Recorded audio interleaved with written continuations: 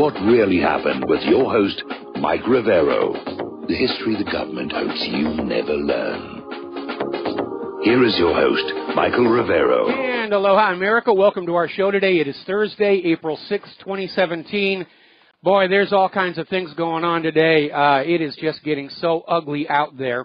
We've got a lot of stuff to talk about today. Phone lines are open, 800-313-9443. Mike is in the control room, twiddling the dials, keeping us out of trouble, ready to answer the phone when you call on in. My web server is under massive attack, so somebody out there somewhere is trying to keep the truth from coming out about this rush to war with Syria. And Representative Thomas Massie came on out with a very famous quote from Senator Hiram Johnson years and years ago. The first casualty of war is the truth. And that's exactly what's going on today. We're being lied into another war, and they know nobody's buying the lie. So it's a rush job. We're going to do the lie, followed by the bombs immediately before anybody can stand up and say, wait a minute, you haven't really made your case. Remember Saddam's nukes. Remember the last two times they claimed Assad was gassing his own people. So they're just rushing it for it, and I cannot tell you how disgusted I am with Donald Trump that he's allowed himself to be corralled into this nonsense because it is going to end badly. And of course, Hillary would have been on board with the same thing either, so don't call in and say, aren't you sorry that you didn't vote for Hillary? No, I'm not. All righty. Trump apparently, while he was on his Air Force One down to Florida to meet with the Chinese president, basically said something should happen. What Assad did is terrible. Trump is fully on board. He's drunk the Kool-Aid is what he is. And this goes back to what I said before about him being way too dependent on the worldview presented by corporate media and propaganda, even though he knows the corporate media is lying about him. He's bought this image of Syria as the bad guy and North Korea is the bad guy. And I'm sorry, he's an idiot.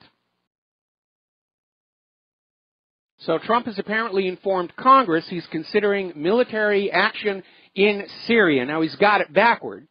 Only Congress can declare war. And the propaganda is just so over the top. Now the U.S. State Department, Tillerson is out there saying that Russia and Iran bear the moral responsibility for the Syria chemical attacks. They've come out with this one big lie, and now what they're going to do is they're going to spread it everywhere. Oh, it wasn't just Syria, it's Russia and Iran, and they're sure going to try and figure out some way to get China in there as well. It is the big lie. That's what they're trying to do.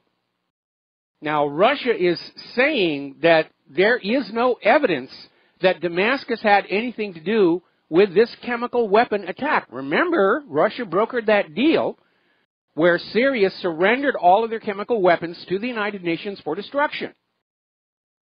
The only people who have got chemical weapons in Syria are the rebels, and they were provided by the United States of America. So Russia is basically out there saying they're going to block any resolutions at the Security Council because they're all based on fake information. They're based on fake information. They're absolutely right.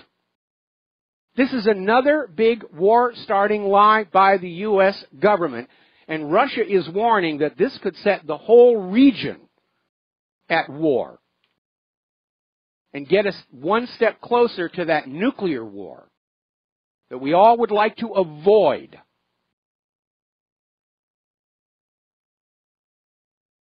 So, here's an interesting story that's come on out. Apparently only a couple of weeks before this chemical weapons attack, Damascus actually provided the Organization for the Prohibition of Chemical Weapons information on how these chemical weapons were being transported into Syria by the militant groups.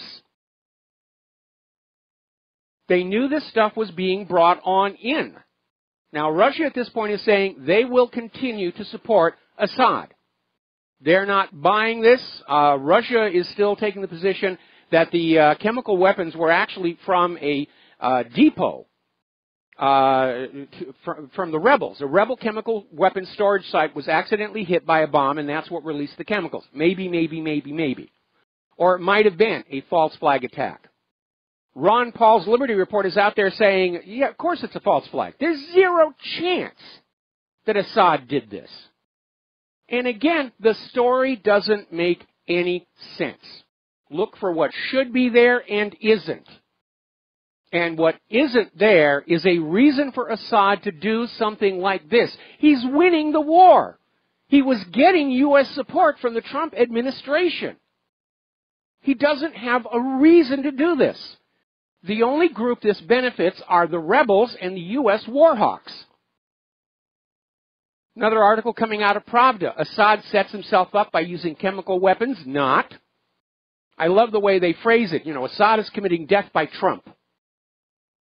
Apparently Assad got really depressed. Even Scott Adams, remember the creator of Dilbert, is out there. He's the one who came up with the phrase. Assad, you know, who's been fighting for his life for several years and is only lately feeling safe and victorious, suddenly decides to commit suicide by Trump. Because the best way that can happen is to commit a war crime against your own people. This is a load of USDA choice bovine excrement. All right, we're going to do a moment here to do a shout-out to our on-air affiliates who are just now rejoining the network. And we're talking about this insane rush to a new war, a new invasion of Syria, based on this false flag gas attack. And this is the third time the U.S. has tried this. They really think you are all a bunch of idiots. After getting caught with a false flag chemical weapon attack in 2013, and then in 2014, they're back doing it again, because their attitude is, oh, they're just Americans. They have no memories whatsoever. They're a bunch of clueless dolts. As long as we wag Kim Kardashian at them, they'll forget about all the times we lied to them before, and they'll just go along with the story. And it isn't working. I was watching Fox News this morning, and even they were saying, this story doesn't make any sense. The Fox commentator was saying, why would he do something like this now? Forget the question about whether he would do it at all. Why now? He's winning the war. He's almost won this war. He's getting support from the U.S., a softening of policy. It doesn't make any sense. And there was a government slug out there saying, well, Assad just decided it was time to test Donald Trump. No, you don't test somebody who is openly trying to become your friend. Israel is screaming that Assad has built a giant sarin factory under his bed or his bathroom or something like that, and that Assad felt he needed to test this stuff on the civilians. Really? Why not test them out on the rebels? If you're actually going to use chemical weapons, and there's another really giant hole in this story. If Assad was going to go ahead and use chemical weapons, why his own people? Why civilians? Why not against the rebels who have been trying to bring him down on behalf of the United States of America for going on 6 years? The story just does not make any sense if you stop and think about it. And that's why they're rushing to this new military action. They don't want to give you time to think about it. Because if you think about it, the whole thing just falls apart. And it isn't just the independent media. Because Nikki Haley was talking to an almost all-female New York audience, and she came out with this comment that the U.S. is calling out Russia because they just make things up without an ounce of proof, and the entire audience erupted into laughter. Nobody's buying this stuff, and laughter's a good response for it, if we're going to evade the bloodshed. Now, we are hearing, and here's another problem with the story. Why would Assad use a chemical weapon just before this Brussels conference on Syria? Why would he do that? Who's it? It's not going to help him in Brussels, is it? Well, according to the Russian envoy, apparently hardly anybody at the Brussels conference outside of the U.S. representatives is going along with this Assad gassed his own people. Nobody's buying the story. It is a lie, and everyone knows it's a lie. Putin is out there saying that this Idlib tragedy is only going to help the terrorists because they're going to use it to delegitimize Assad, who they have been trying to get rid of on behalf of the United States for going on 6 years. And maybe Trump went along with this because he didn't want a military defeat in his first year in office. Maybe he let his ego get the better of him. But they're talking about a decapitation strike. They're going to go right after Assad himself. And that's setting a dangerous, dangerous precedent. Now, as you know, Netanyahu was out there screaming that Assad has got massive, giant underground sarin factories, you know, the same that they were saying about the hidden bunkers for Iraq's nuclear weapons and the rest of it. And Putin and Netanyahu had a phone call, and Putin said, this is groundless. Everything you're saying is groundless. You have zero proof of it. And Netanyahu was saying, well, if you're asking for proof, then you're a dirty, filthy anti-Semite, and you want Hitler to come back. He's frothing at the mouth and twitching on the floor and everything like that. Now, a lot of this goes back to the White Helmets, who supposedly are the authoritative source for this atrocity. But you need to remember, they have been caught before faking chemical attacks, putting makeup on people, putting them on the ground. And Justin Raimondo spotted something in one of the videos that was put out about this Idlib gas attack, when they're showing you all the poor children who were killed in this attack, and they're panning across their faces, and one of the kids opens her eyes to see if the camera's gone by or not. Obviously not really dead.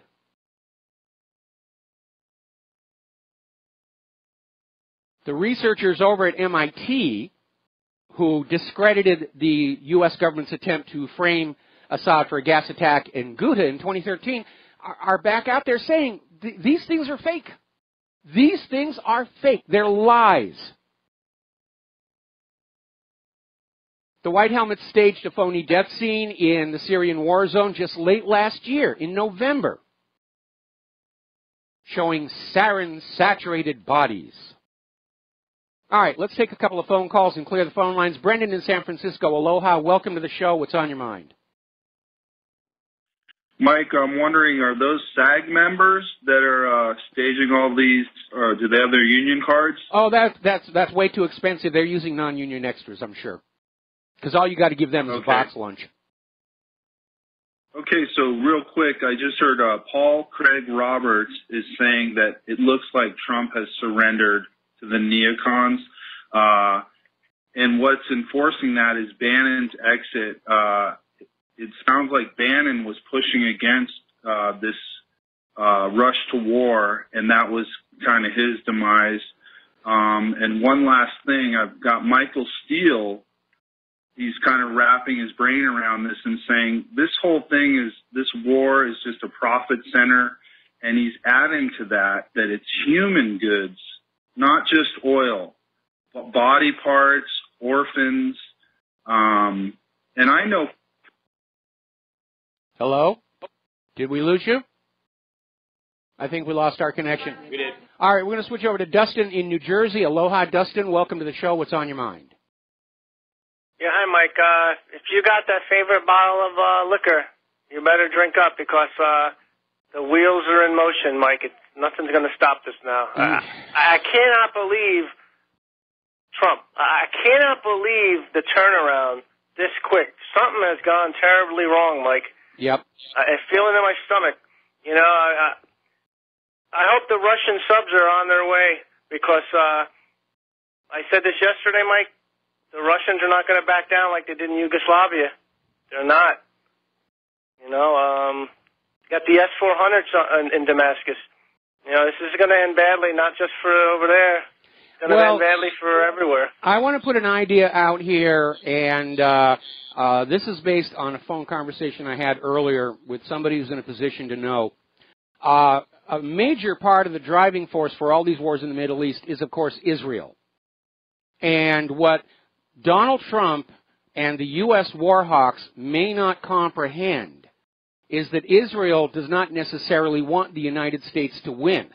I have mentioned it many times before. If the U.S. and Russia get goaded into a mutual nuclear exchange and destroy each other, who comes out on top?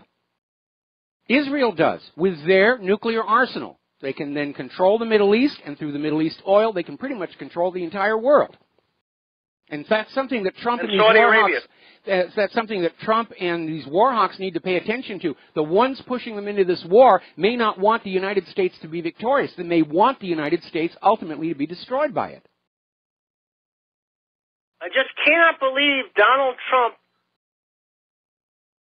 is not looking at this factually. I don't understand who has got his ear now. Well, I he's either being bribed, blackmailed, threatened, co-opted. I mean, we had that caller into the show the other day saying, they may have just sat him down in a room and said, if you don't go along with us, we'll kill you and your family, and we can get away with it. We got away with it in Dealey Plaza, Dallas, Texas. Got away with it at the Ambassador Hotel in Los Angeles. Hey, Mike, I'm not a big fan of the Young Turks because it's really liberal. But even the one guy he says something doesn't smell right about this. Nothing smells right about any of this for the last, 100 years. It is a crock, and it stinks to high heaven. And all of us need to start standing. Remember that wonderful scene from the movie Network where Howard Beale gets up and starts screaming, you guys are full of crap and we're not going to listen to you any longer. And that's what we all have to start saying to every politician, every prostitute, every correspondent. You guys are full of crap and I'm not going to listen to you anymore. The whole thing that scares me, though, when you open that window and you yell out the window, there might be a mushroom cloud popping up over the horizon. Well, and if people think that's a joke, it ain't. No, it isn't a joke here. Because if we get into World War III with Russia and China, obviously this island, this rock that we're on right now, is going to be involved to some extent. Or, worst case, the U.S. Right now is desperate for a big bang that will scare everybody, so we stop thinking about how this is all lies and fraud and deception. They could pop off a nuclear bomb here in Hawaii and say it came from North Korea. I hope everybody's safe though, Mike, because I just got a bad feeling about this, and it seems like it's our leaders and our destiny for them to kill us. It just seems like that, Yeah, I mean, I've been seeing this rush to war for a very, very long time, and I understand the various agendas behind it, and at this point, absent an asteroid hitting Washington, D.C., and the Pentagon, and Tel Aviv, it doesn't look like we're going to avoid this one. We're going to have another world war, and this one, we ended World War II with nuclear weapons. We're going to start World War III with nuclear weapons, and it's going to get completely out of control. Anyway, let's see. Dustin, we're going to let you go, and apparently Brendan got back on the line. Brendan, you got cut off. What were you saying? I've got Paul Craig Roberts on InfoWars saying that Trump, it looks like he has surrendered, and I would agree. Also, speaking of suicide by Trump, Trump is committing political suicide. One last thing, Michael Steele is reminding us that this isn't just war for oil. There's profit centers in the human goods, the trafficking of minors, gold, guns, and I would add to his list art, antiquities. We saw what happened in Iraq. They raided the museums, and just to put an emphasis, it's just a profit center, this war that we're heading into. Okay. Yeah, well, everybody tries to make a fast buck off of wars. Remember the so-called captains of industry at the end of World War II, and these were business executives who had volunteered their services to handle the replenishment effort for the war, and they were paid a symbolic salary of something like $1 a week. But at the end of the war, they basically grabbed all the material that they had accumulated, destroyed all the records of it, and started new businesses selling all this surplus stuff, and it was big business and big money. But like I said, wars are never started for just one reason. But when you get a group of people whose own personal agendas all meet at the same solution, you get the war. For the Federal Reserve, it's returning the world to Bretton Woods. For Israel, it's smashing up the Middle East into easily maneuverable countries, all kinds of other motives out there. We shouldn't just think it's just one cause. It never is. We'll be right back. And aloha, America. Welcome back to our show. We're going to take 2 more phone calls, then we're going to close the phone lines because I got to get back to this news here. Scott in Virginia, aloha. Welcome to the show. What's on your mind? Mike, we might be getting very close to that instantaneous uprising in this country. If Trump goes into Syria, I'm telling you, there's going to be protests in this country like we have never seen before. I think you're right. Please keep it peaceful because we don't want to give the government an excuse to declare martial law. But I'll tell you this, at this point, Trump just made himself a one-term president. When he goes into Syria, that will be the end of any possibility of his being reelected in 2020. Well, if he goes into Syria, I'll support impeachment, and I'm sure his enemies will be overjoyed to hear that. A bunch of his former voters supporting his impeachment, because I can tell you right now, this Syria thing is the Rubicon for me. It's what lost support for Obama when he tried to get us into Syria. And I'm going to tell you, I'm going to say one thing about the Syrian thing. If we couldn't make a success of Afghanistan, where we had a run of the country and its drug leader president was our puppet, if we couldn't have a success in Iraq when we owned that place for years, and we couldn't make a success of Libya, how are we going to go into a country that has Russian military planes flying around, as well as Syrian jets, as well as Turkish jets, as well as Al-Qaeda? How are we going to go in there and remove a president without starting a World War III? I mean, it's just ridiculous. On the face of it, it's just ridiculous. Well, it is a very valid question to be asking here right now, but as far as Afghanistan and Iraq and Libya are concerned, you have to stop thinking in terms of national borders and realize that what the U.S. has conquered and occupied are the resource-rich areas. Now, up in Afghanistan, the puppet regime there is only in control of about 60% of the country right now. But the 60% they're in control of, courtesy of U.S. bayonets, is where the opium poppies are growing and the oil pipeline right-of-way lies. And they don't care about the rest. It does seem as our foreign policy is being conducted by people that do not have our interest at stake. No, it isn't. It isn't. They're serving multinational corporations. They're serving Israel. And again, the people who are pushing this war forward appear to be completely unconcerned over the fact that we could actually lose this one. And once we lose it, we are going to be a lot like Germany in the 1940s, because the crimes of the federal government have been horrendous. And no one's going to believe that we were ignorant about it. My last point is to your callers, if you guys can call your congressman, the Speaker of the House, and even the White House, and tell them how you feel about this possible Syrian action.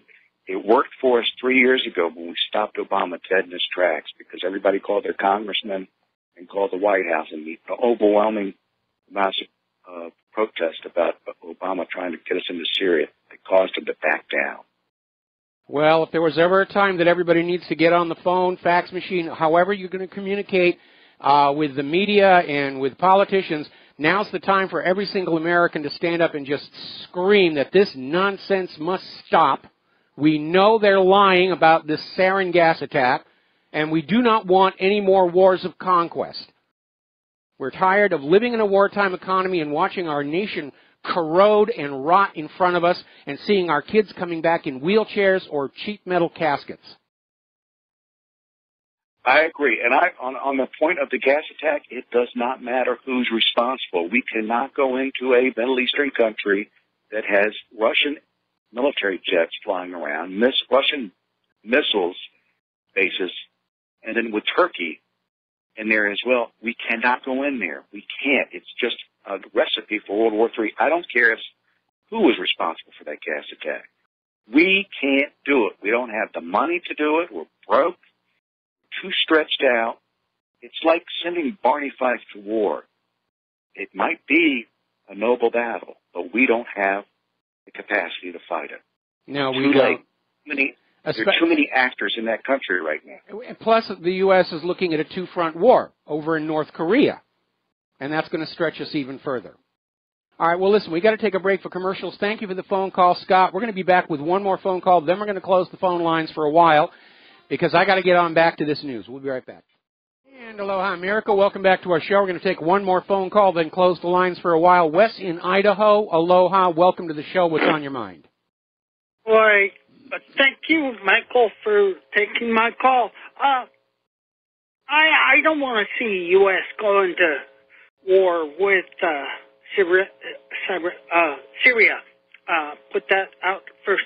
But I want to suggest, we're talking about a masterful negotiator, maybe a Moses, maybe a George Washington. I hope. Is he possibly using your playbook, part of your playbook, that is to dramatize, to draw out the real tyrant? I mean, it's like he's maybe walking a tightrope right now, wondering or having us get on the edge of our seats, getting emotional about the whole thing to draw them out.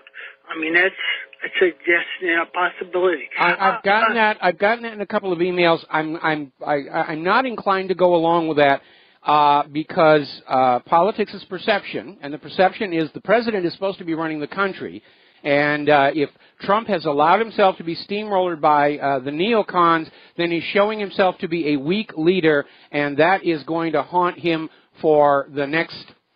For the remainder of his term. And with the invasion of Syria, he's not going to have a second term in office. He's going to be a one-term president at this point.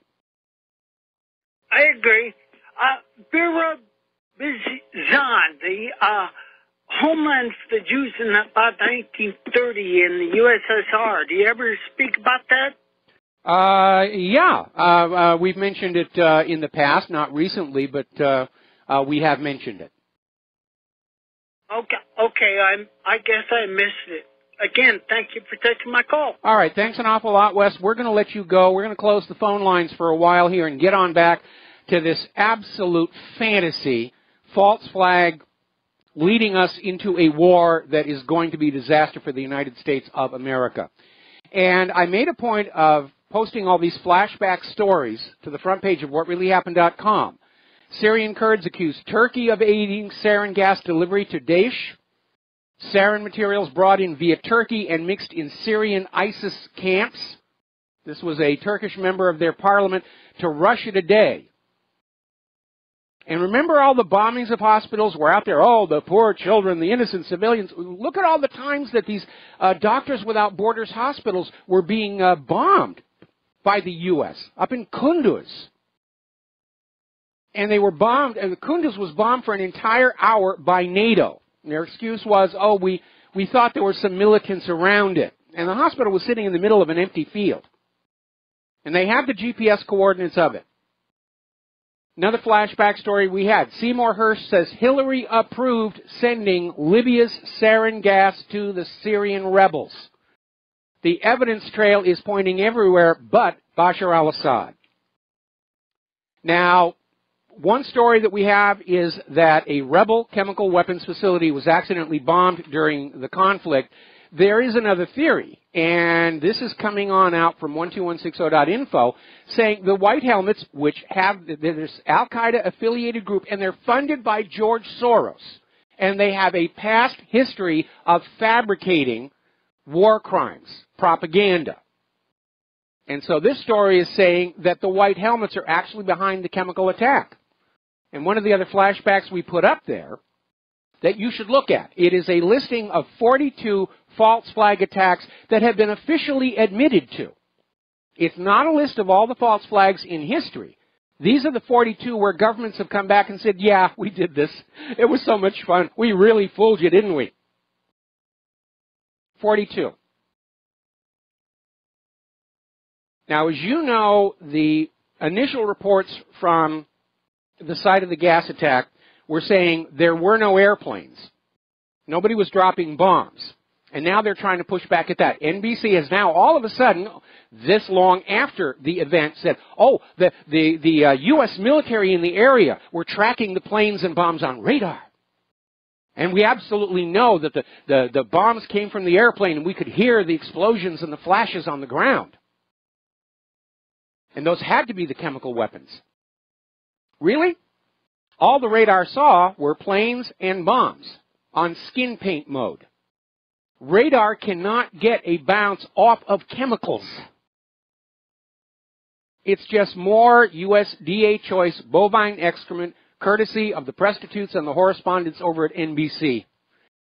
And, of course, Israel can't resist taking advantage of this. Israel's former chief rabbi says there's a Holocaust happening in Syria. How dare they violate our trademark? We must invade immediately. And by the way, there's a lot of stories coming out today.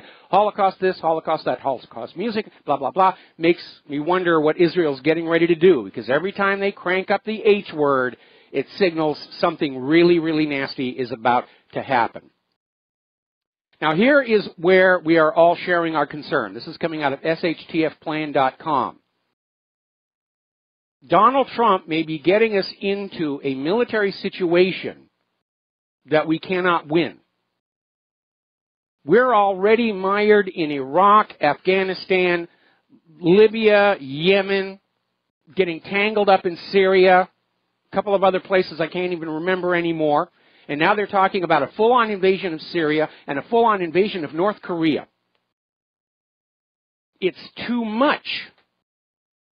This nation has been at war ever since 2001 actually. Went into Afghanistan immediately after 9/11. 16 years of war. The machinery is all worn out. The stockpiles are drawn down. Our military rank and file understand these are not moral laws. They're not legal laws. They're simply wars of conquest. And so do the American people. Remember what I said about Sun Tzu and the art of war. And he goes through all the things that a ruler must have to prevail in war. One of which is a military that believes in the moral rightness of the war, so that they will fight fiercely and, if necessary, die in that war. And you must have a civilian population that believes in the moral rightness of the war, so that they will bear the burdens war brings, even to the victorious side. The U.S. government has neither one of those. And my concern is that President Trump and the war hawks may not comprehend that the driving force behind this rush to all these wars may not have it in mind that the U.S. is going to win. And they don't care. Remember, when bankers crank up wars, they love war. War enslaves countries to debt. They don't care which side wins or loses. They make money off of both sides. Now let's get on back to some of these other scandals that are floating around here. And this one is the Obamagate. Susan Rice, the unmasking. Because apparently some of those members of the House Intelligence Committee who have seen the actual documents are saying they're not about Moscow. There's nothing related to Moscow. And these reports were very detailed about everyday lives. And Representative Peter King was saying it's sort of like where you have a divorce case where lawyers hire investigators just to find out what the other person is doing from morning till night. And then you look through there for something you can use on them. And that's exactly what they were. This was spying for political gain. Now, the other side is pushing back as hard as they can. And the chairman of the House Intelligence Committee, Devin Nunes, is now saying he's going to step aside from being in charge of that Russia probe because he's been hit with ethics accusations by several left-wing activist groups. And he says he's going to take the time away to just deal with it. He says he hasn't done anything wrong. This is clearly political. And yes, he's right. The timing is just too cute. But he's going to deal with that. And meanwhile, he's going to be leaving the chairmanship of that investigation to Mike Conway of Texas. And, of course, now Conway will come under attack because the plan here is to reshape the House Intelligence Committee into something that will ignore the facts and go along with the preferred outcome of Russia hacked the election. But even Democratic Representative Adam Schiff is saying there's nothing there. There's nothing definitive on the Trump-Russia collusion. And remember, the entire case for Russia hacking the election or hacking the DNC came from that company, CrowdStrike. And now they've pulled back from the story. They've discredited their own story, and they're refusing to cooperate with the Intelligence Committee investigation. They're just stonewalling. Now, the other day we were talking about how the spying extended way beyond Donald Trump and his family and his staff, including Michael Flynn, Sean Hannity, Eric Prince, and now we're finding out that the orders to surveil Sean Hannity and Eric Prince and others came from CIA Director John Brennan. And Got News is basically saying Brennan was targeting all Trump supporters for surveillance. Now, what's that got to do with crime or terrorism? It's clearly political. Clearly political. Now then, getting on back to that CrowdStrike report. In that report, which has now been discredited, they identified several servers in Russia that they said the hacking came from. And of course, hackers never use their own computers. They break into somebody else's computer, they compromise it, and they launch their attacks from that one in order to conceal their true origin. And we know the CIA has this special program set up to frame third parties for the CIA's hacking efforts. Now, here's where it gets interesting, because the guy who owns the company where these servers identified in the CrowdStrike report is out there saying he has never been contacted by anybody in U.S. law enforcement or intelligence agencies. And he said, clearly they're not really interested in the truth because he's ready to cooperate. He's got all the records from those servers waiting where they can look and see where these actual hacking attacks originated or came from, the next machine in the chain. Nobody's interested. Could care less, because we live in a post-truth world, and facts and truth don't matter anymore, only what we can make you believe. Story coming out of Investment Watch blog, basically saying that the indications are now that this Trump and Russia story was actually cooked up last summer, months before the November election. It was put on a back burner as kind of a just in case, a plan B. And the Obama team really didn't think they were going to have to use it because they all believed Hillary was going to win. And then as soon as Trump overcame the election fraud, they pulled it out and said, Russia, Trump, Trump, Russia, Russia, Trump. No evidence whatsoever. Now, there's another big stink going on here over the fact that Hillary Clinton and several of her staffers retained their security clearances after they left the Department of State. Normally, when you step down from a government position, you have to surrender all of your documents, and your clearance is rescinded. It can be reinstated if you get another job. But that's the way it normally works. But apparently, Obama allowed Hillary and her staff to maintain the clearances and access to highly classified information, even while she was running for president.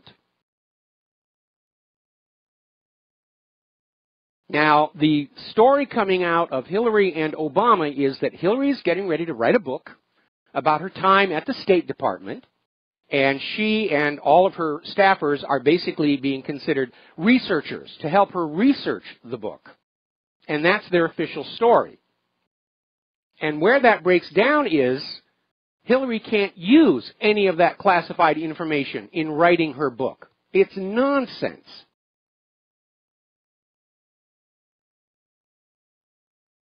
So the question here now is not just whether Hillary Clinton, while Secretary of State, was selling U.S. classified information to foreign sources and using her charitable foundation to collect and launder the money, but did she continue to do so after she left the Department of State with the collusion and connivance of former President Obama? By the way, have you noticed Obama has sort of vanished, gone away somewhere in the South Pacific to work on his book, far away from Washington, D.C., while all this stuff is going down here? Okay, now then, Ben Carson has just uncovered a $500 billion with a B, $500 billion in financial mismanagement at the U.S. Housing and Urban Development Department under Julian Castro and various other Obama appointees. Was it just a mistake?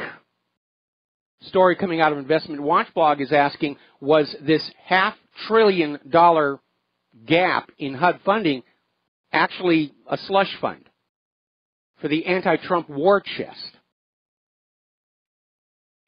Because that's a lot of money, and we're starting to find out a lot of money has left the U.S. government, not just through the Pentagon, but through the White House, through the State Department.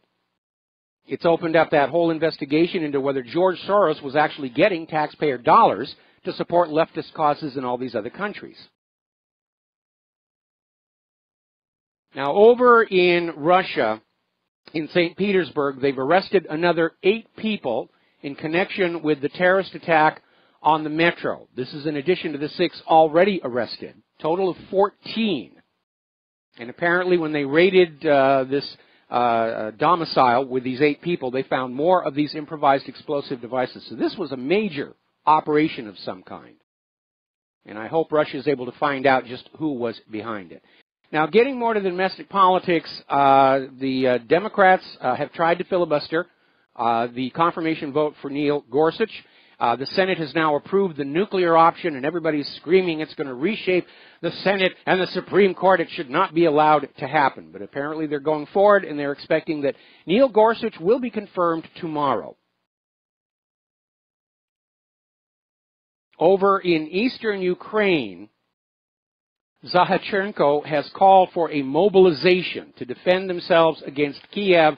27,000 people came forward. So that is getting very, very serious. And you need to remember, this part of the Donetsk region was one of the bloodiest battles in the Second World War. So that is getting out of control here. Okay, we're coming up on another commercial break. When we come on back, more about North Korea and all this other insanity. There's never a good asteroid around when you need one. We'll be right back. And aloha, America. Welcome back to our show here. Let's talk about North Korea. Here a war, there a war, everywhere a war, E-I-E-I-O. Now, apparently, Donald Trump's first choice for Secretary of Defense, Jack Keane, is now saying that North Korea's nuclear missile program may require the U.S. to use what he called the only option left, a large-scale military strike.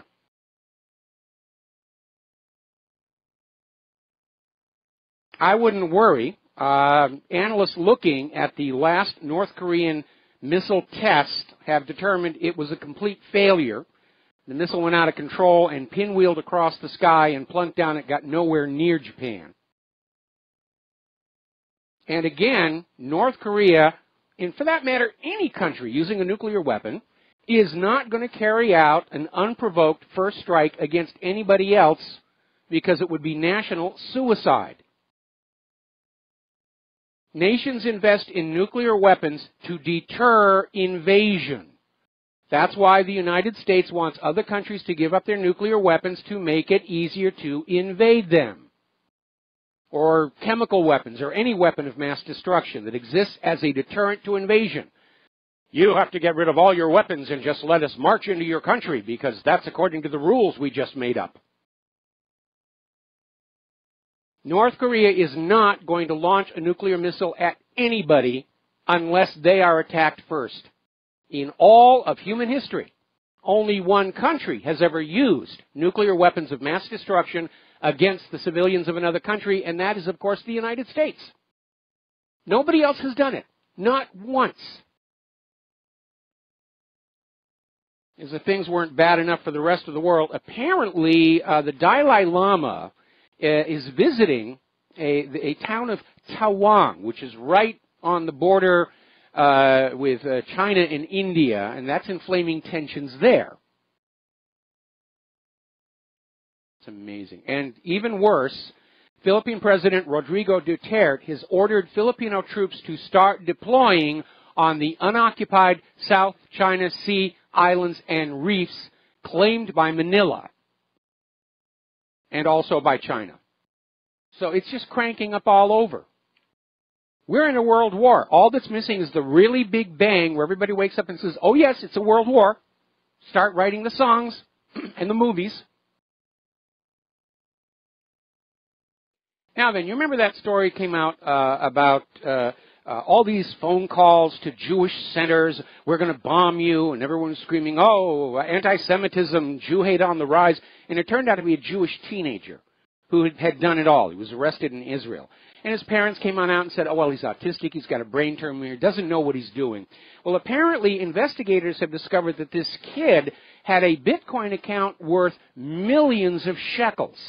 Now, I don't know what the current exchange rate is for dollars, but that's a lot of money.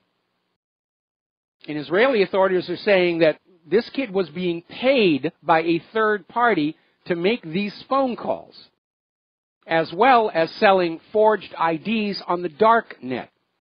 Sounds to me like this kid knew exactly what he was doing. We'll be right back after station identification.